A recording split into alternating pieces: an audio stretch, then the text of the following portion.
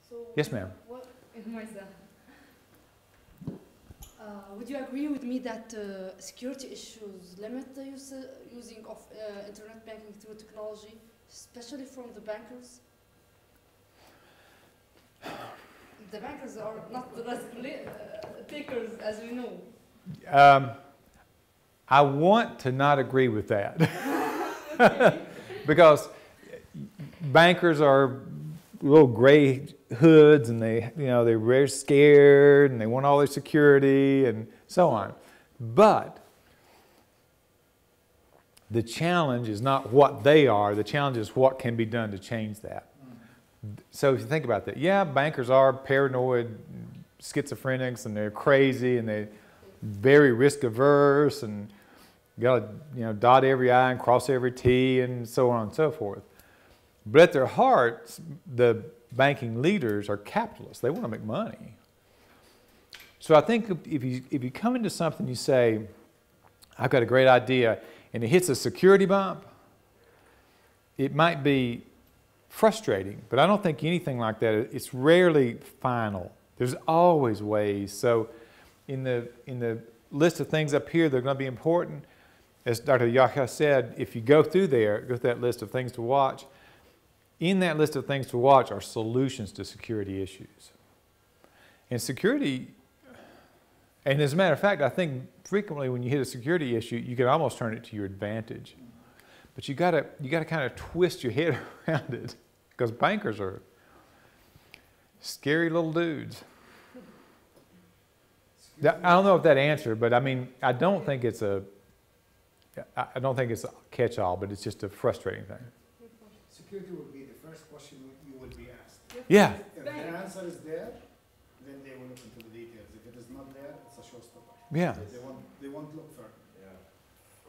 So be careful about this to address it from the beginning. Security is an essential, but it's a misnomer.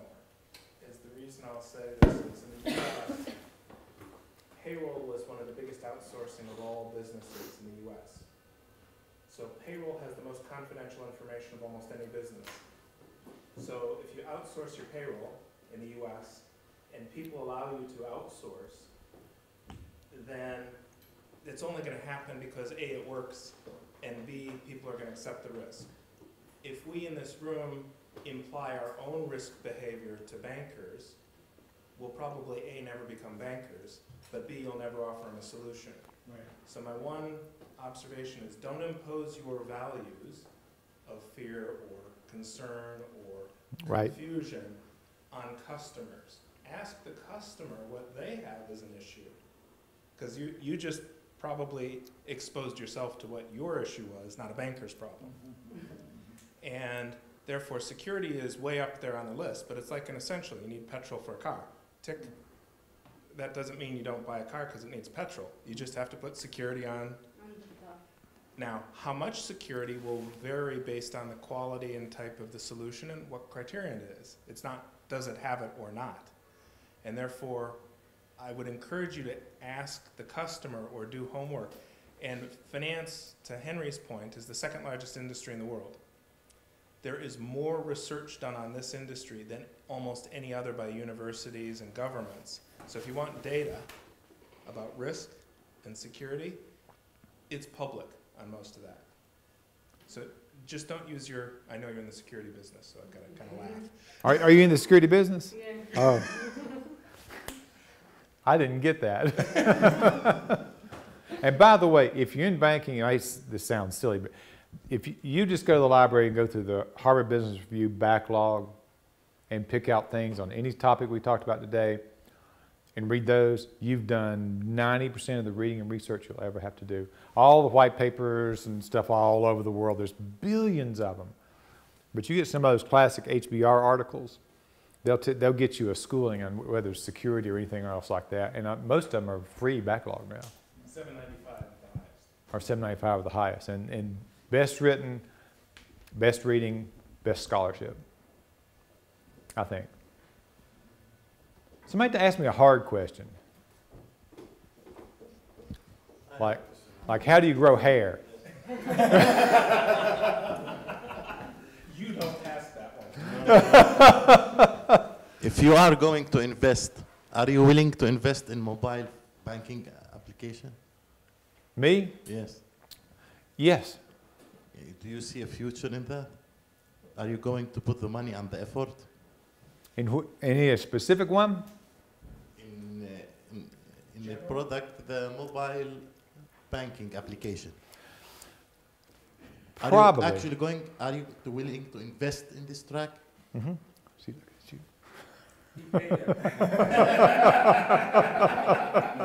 That was a setup. Could I see your SEC license for? As a matter of fact, right now, and we'll go over this tomorrow, the biggest investment I have personally right now is in what is a social media group right now that's moving toward a data analysis state. But if I find the mobile data cloud, now I'm thinking dollars come along a lot easier. If we're talking specific about Dr. Yara here, I think there is going to be money for that. There's money out there. Personally, my heart, where I really want to be with what few dollars I might have personally, I'm really on this data part, and that's where and I have more experience there. But if I personally see the convergence of all three of those things, that's going to get me real interested. Real interested. This great product in that field sitting right here in the room, as we all know. I don't know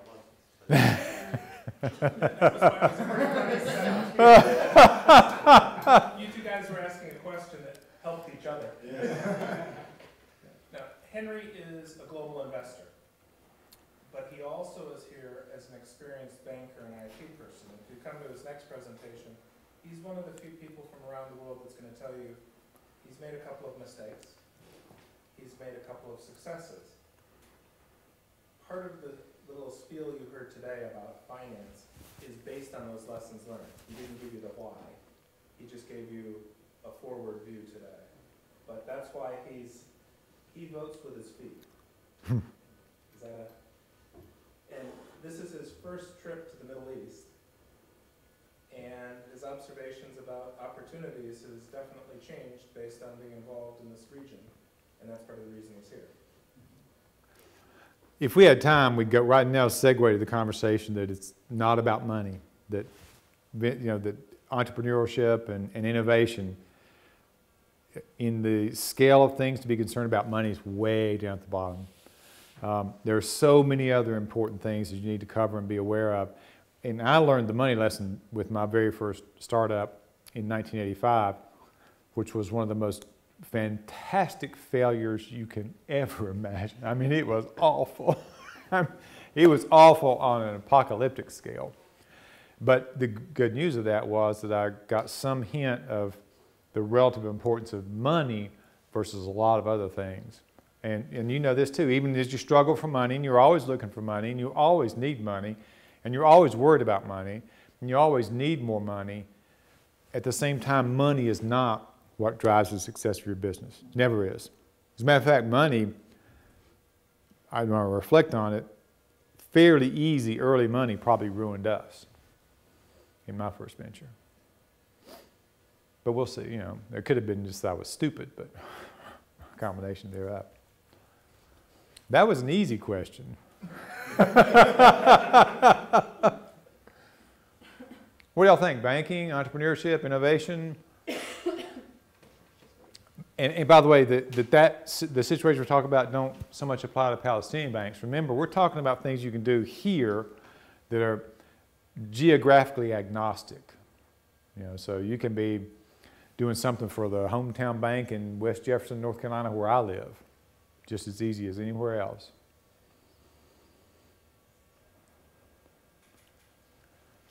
Any other questions?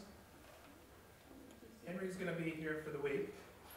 So I'm going to say three things. Thank you very much, Henry. Thank you for the opportunity to do this. I appreciate it very much. Number two, Henry's going to be here for a few minutes for those private questions you want to go ask him because you got the real tough one you saved.